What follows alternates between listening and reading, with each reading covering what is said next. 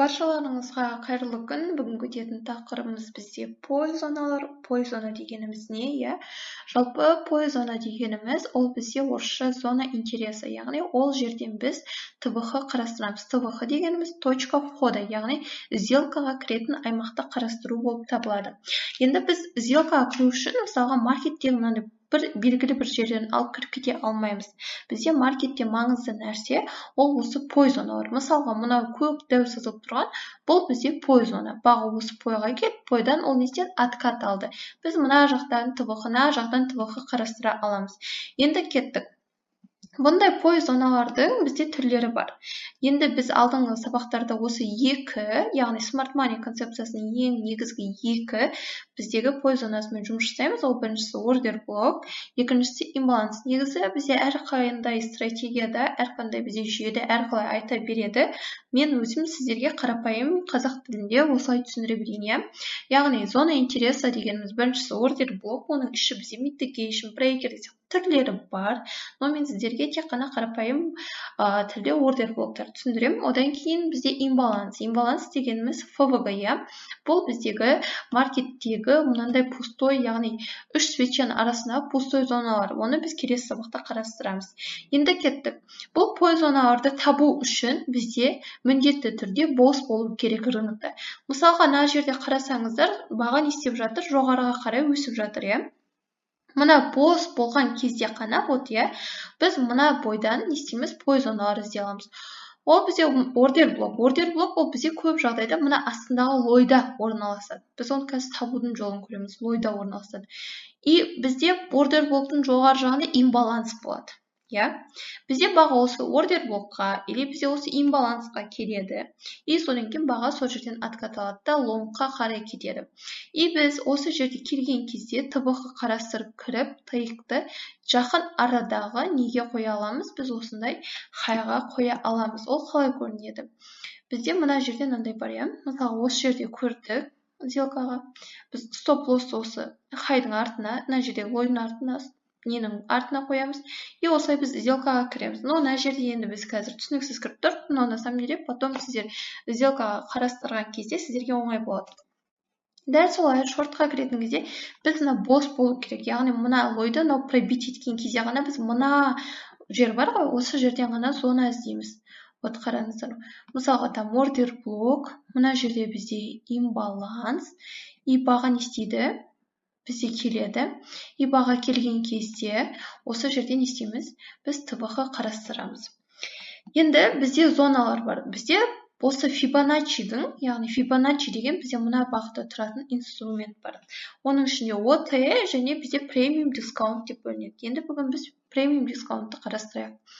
Премиум дискаунт зоналар, міне, бізде осылай қараңыздар, көріп тұрғандарыңыздай, сіздерде Фибоначчидің 3 несін ғана көрсетеді, 0, 0,5 және 1 категориясын ғана көрсетеді. Мынандай үстіне настройка деген шыққан кезде сіздерде міне осындай 3 нені ғана белгілеп қойып, шаблон ретінде шаблон басып, сохранит как шаблон деп басып сақтасаңыздар болады. Менде сақтаулы тұр ол нәрсе. И енді қараңыздар, бізде 1, 0,5, 0 деген тұр. Бұл жердегі үстіңгі 0,5 пен 1-дің арасы ол премиум зона деп аталады. 0,5 пен 0-дің арасы бізде дискаунт зона деп аталады. Енді біз бұны қалай қолданамыз? Біз осы 0,5 пен 1-дің арасында шорт позицияларын қарастырамыз, и 0,5 пен 0-дің арасында біз лонг позицияларын қарастырамыз. Енді ол қалай көрінеді? Мысалға, біз лонг позиция, мысалға трендке біз никогда қарсы шықпаймыз. Баға лонговый ма, біз шорт ашпаймыз. Түсінікті ғой. Енді кеттік. Бізде мына жерде қараңыздар, бос болды, яғни баға бізде кері қайтып келе жатыр. Коррекцияға мы уже узнали это. И мына екі хай мен лойдың арасына біз осы Фибоначчиді тартамыз, яғни зонамыз тартамыз, премиум дискаунт зонасын тартамыз. Енді бұл жерде бізде қараңыздар, осы хайдан, яғни лойға дейін тартасың, міне көріп тұрсыздар ғой. Лойға дейін тартылады. Қарасаңыздар, ортаңғы 0,5 зона бізде идеальный ТВХ. Яғни идеальная точка входа осы жерде, да? Но біз ол жерден кіріп кетеміз. Но біз мынаны астыңғы жақта қараңыздар, бізде имбаланстың бойына сәйкес келу керек, ордер блокқа келу керек. Яғни 0,5-дан төмен түскенде ғана біз 0,5 бойында или төмен түскенде ғана біз ТВХ-ға кіре аламыз. А если баға мына жақтан кетіп қалса, біз ол жерде кіре алмаймыз. Енді кеттік. Мына жерге баға келді.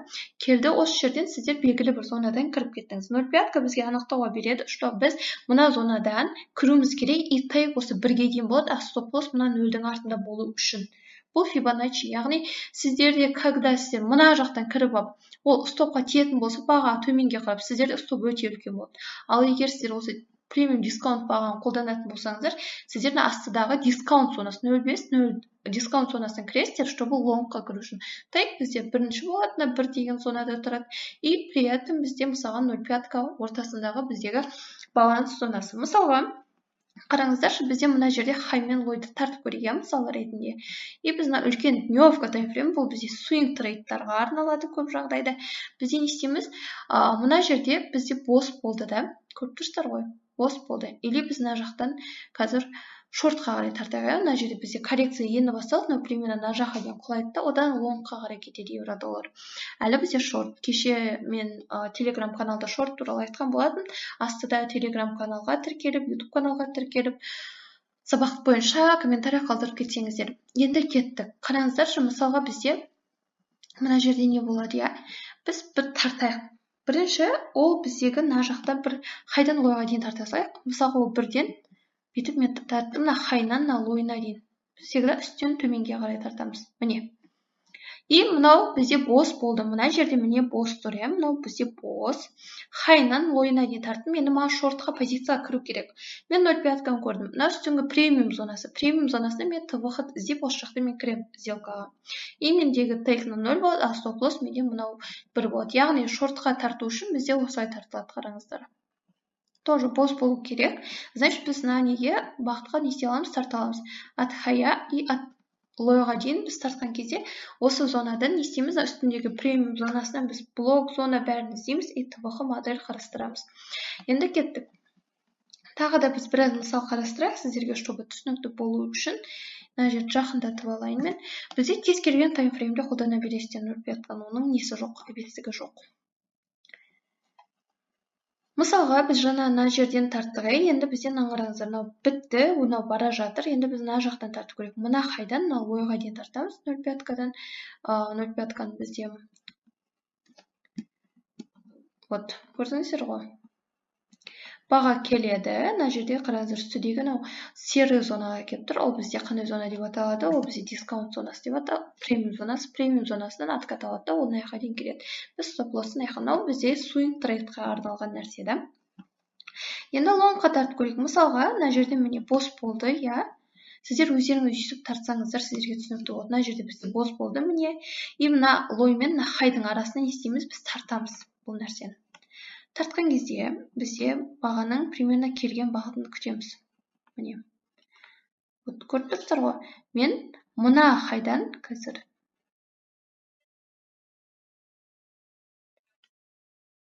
мына хайдан, вот я, мына жеріне хайдан мына лойға дейін тарттым міне. Осы екі точка менде қазір ТВХ іздеуге керекті точка болып тұр.